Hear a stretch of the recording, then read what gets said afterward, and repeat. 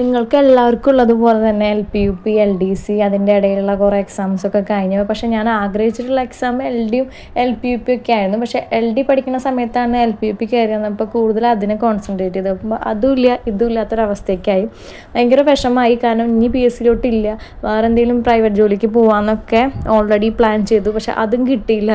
പിന്നെയും ഞാൻ ഇതിലോട്ട് തന്നെ തിരിഞ്ഞു വന്നു. കാരണം എനിക്കിത് വിട്ടിട്ട് പോകാനും പറ്റുന്നില്ല.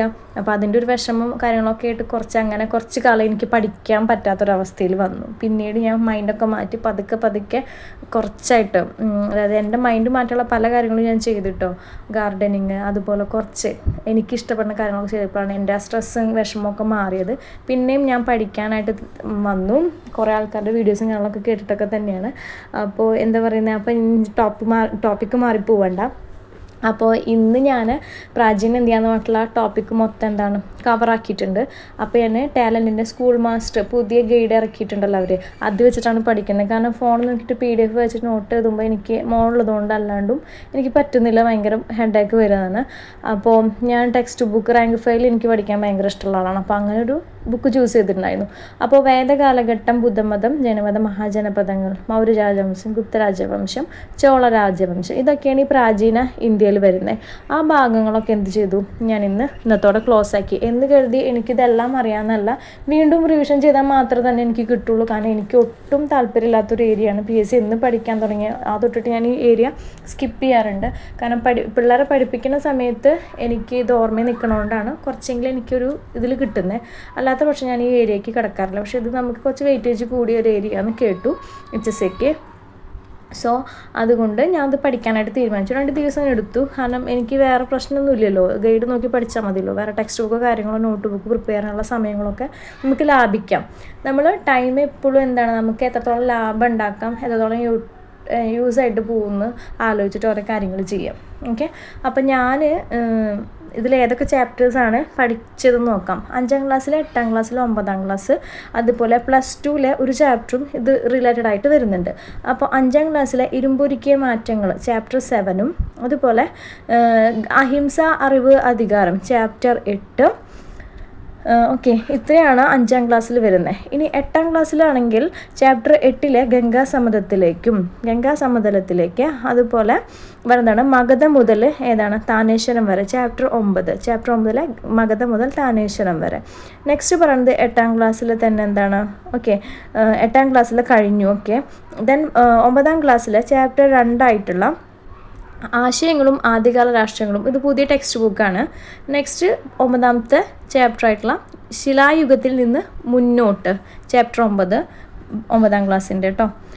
പിന്നെ 9ാം ക്ലാസ്സിൽ പറയുന്നത് ഭൂമിദാനവും ഇന്ത്യൻ സമൂഹവും എന്ന് പറഞ്ഞിട്ടുള്ള ചാപ്റ്റർ 3, ഇതുമായിട്ട് പ്രാചീന ഇന്ത്യയുമായിട്ട് റിലേറ്റഡ് ആയിട്ടുള്ളൊരു ടോപ്പിക്കാണ് വരുന്നത്. പിന്നെ പറയുന്നത് 9ാം ക്ലാസ്സിൽ ചാപ്റ്റർ 4 മധ്യകാല ഇന്ത്യ രാജസങ്കല്പവും ഭരണരീതിയും, ചാപ്റ്റർ 3 മധ്യകാല ഇന്ത്യ രാജസങ്കല്പവും ഭരണരീതിയും. ഇതൊക്കെ പുതിയ ടെക്സ്റ്റ് ബുക്കിൽ നിന്ന് വന്നിട്ടുള്ളതാണ്. അപ്പോൾ ഇത്രയും കാര്യങ്ങളാണ് ഞാൻ നോക്കിയിട്ടുണ്ടായിരുന്നത്. അതുപോലെ +2 ചാപ്റ്റർ 2 ആയിട്ടുള്ള രാജാക്കന്മാർ, കർഷകർ, പട്ടണങ്ങൾ, ഈ ഒരു ചാപ്റ്ററും എന്താണ് ഗുപ്ത രാജവംശവുമായിട്ട് റിലേറ്റഡ് ആയിട്ടുള്ള കാര്യങ്ങളാണ് +2 പറയുന്നത്. ഓക്കെ, അപ്പോൾ ഇത്രയും ചാപ്റ്റേഴ്സാണ് നമ്മൾ. ഇതിപ്പോൾ ഗൈഡ് ആയതുകൊണ്ട് എനിക്ക് വായിക്കാൻ ബുദ്ധിമുട്ടില്ല. ഒരു 2 ദിവസം 3 ദിവസമൊക്കെ എടുത്ത് കഴിഞ്ഞാൽ ആർക്കായാലും സാധിക്കും. കാരണം ഞാൻ അത് അധികം ടൈം സ്പെൻഡ് ചെയ്തിട്ടില്ല, ഏകദേശം കാര്യങ്ങളൊക്കെ അറിയാവുന്നത് കൊണ്ട്. പിന്നെ കുറച്ചൊക്കെ നമ്മൾ കാണാപ്പാഠം പഠിക്കണം, കുറച്ച് കോഡൊക്കെ വെച്ചിട്ട് ട്രിക്സൊക്കെ വെച്ചിട്ട്. അല്ലാതെ ഇത് കിട്ടാൻ കുറച്ച് ചാൻസ് കുറവാണ്. ഓരോ വ്യക്തികളുടെ പേര്, അവർ എഴുതിയിട്ടുള്ള കൃതികൾ, കാര്യങ്ങളൊക്കെ നമ്മൾ കോഡ് വെച്ചിട്ട് തന്നെ പഠിക്കണം. അപ്പോൾ ഇത്രയും ഞാൻ പഠിച്ചിട്ടുണ്ട്. പക്ഷേ ഇത് പഠിച്ചിട്ടുണ്ടോ എന്ന് ചോദിച്ചു കഴിഞ്ഞാൽ കുറച്ചൊക്കെ മറക്കും. അത് നമ്മൾ റിവിഷൻ വഴി നമുക്ക് എടുക്കാൻ പറ്റുള്ളൂ. പിന്നെ എന്ന് പറയുന്നത് ഞാൻ കറണ്ട് അഫെയർ നോക്കിയിട്ടുണ്ടായിരുന്നു പറഞ്ഞു അല്ലേ. കറണ്ട് അഫെയർ ഞാൻ ജനുവരിത്തെ കറണ്ട് അഫെയർ കംപ്ലീറ്റ് ആക്കി. ഈ പറഞ്ഞ പോലെ 2 ദിവസം എടുത്തിട്ടാണ് ഞാൻ കറണ്ട് അഫെയർ എടുത്തത്. കറണ്ട് അഫെയർ പഠിക്കുമ്പോൾ എപ്പോഴും ഞാൻ പറഞ്ഞല്ലോ, ഞാൻ ഒരുപാട് വാരി വലിച്ച് പഠിക്കുന്ന ഒരാളാണ്. അപ്പോൾ അങ്ങനെ പരിപാടി ഇനിയില്ല. അപ്പോൾ കറണ്ട് അഫെയർ ഏതാണോ അവരിറക്കുന്നത് അത് മാത്രമേ ഞാൻ പഠിക്കുന്നുള്ളൂ. റെഫർ ചെയ്യാൻ വേണ്ടിയിട്ട് ആസ്ത അക്കാദമിയുടെ കറണ്ട് അഫെയർ ആണ് നോക്കുന്നത്. അത് പ്രിൻ്റ് എടുക്കുന്നു. ഒരു പേജിൽ 2 തരത്തിൽ, ഒരു പേജിലാണ് 2 പാർട്ട് വന്ന തരത്തിലാണ് എടുക്കുന്നത്. അപ്പോൾ നമുക്ക് കാണുമ്പോഴും വായിക്കുമ്പോഴും ഇത്രയധികം ഉണ്ട് എന്നൊരു തോന്നൽ വരില്ല. അപ്പോൾ ജനുവരി 2 കറണ്ട് അഫെയർ ഞാൻ പഠിച്ചു കഴിഞ്ഞു. പ്രാചീന ഇന്ത്യ ചരിത്രം ഞാൻ ക്ലോസ് ആക്കി. ഇനി 2 ദിവസം കഴിഞ്ഞാൽ എന്താണ് അത് വീണ്ടും റിവിഷൻ ചെയ്യണം, അല്ലെങ്കിൽ ഇത് മൊത്തത്തിൽ പോവും. അപ്പോൾ പിന്നെ ഞാൻ ഡിഗ്രിയുടെ റാങ്ക് ഫയൽ ഉണ്ട്.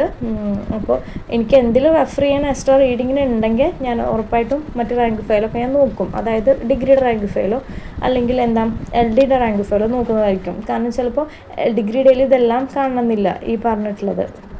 അപ്പോൾ ഞാൻ മേ ബി LDയുടെ ഏതെങ്കിലും ഒരെണ്ണേ നോക്കും, കാരണം എക്സ്ട്രാ റീഡിങ്ങിന് വേണ്ടിയിട്ട്. അപ്പോൾ വാരി വലിച്ചില്ല, ഇവിടെ നിന്ന് എല്ലാതും കിട്ടുന്നുണ്ട്, ഗൂഗിളിൽ നിന്ന് കിട്ടും, ടെലഗ്രാം ചാനൽസ് ഉണ്ട്, യൂട്യൂബിൽ നിന്നുണ്ട്, അവിടെ നിന്ന് ഇങ്ങനെയൊക്കെ പഠിച്ചതെന്നാണ് ഞാൻ.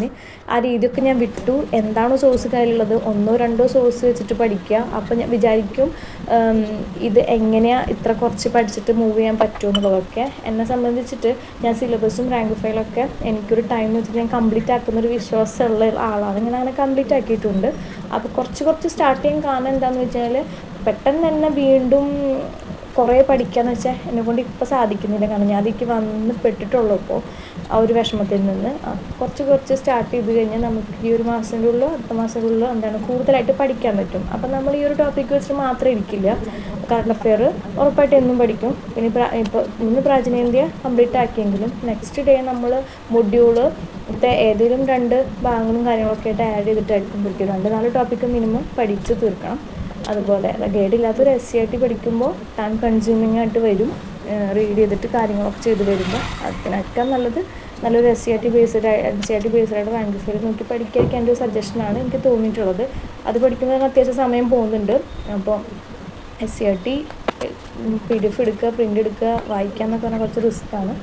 അപ്പോൾ അങ്ങനെ ഇല്ലാത്തവർ അങ്ങനെ ചെയ്യാൻ സജഷൻ മാത്രമാണ്. ഓക്കെ, അപ്പോൾ അടുത്ത വീഡിയോ ഇട്ട് പിന്നീട് കാണാം. Day 3 സ്റ്റഡി ബ്ലോഗ് അപ്ലോഡ് ചെയ്യുന്നതായിരിക്കും. Thank you.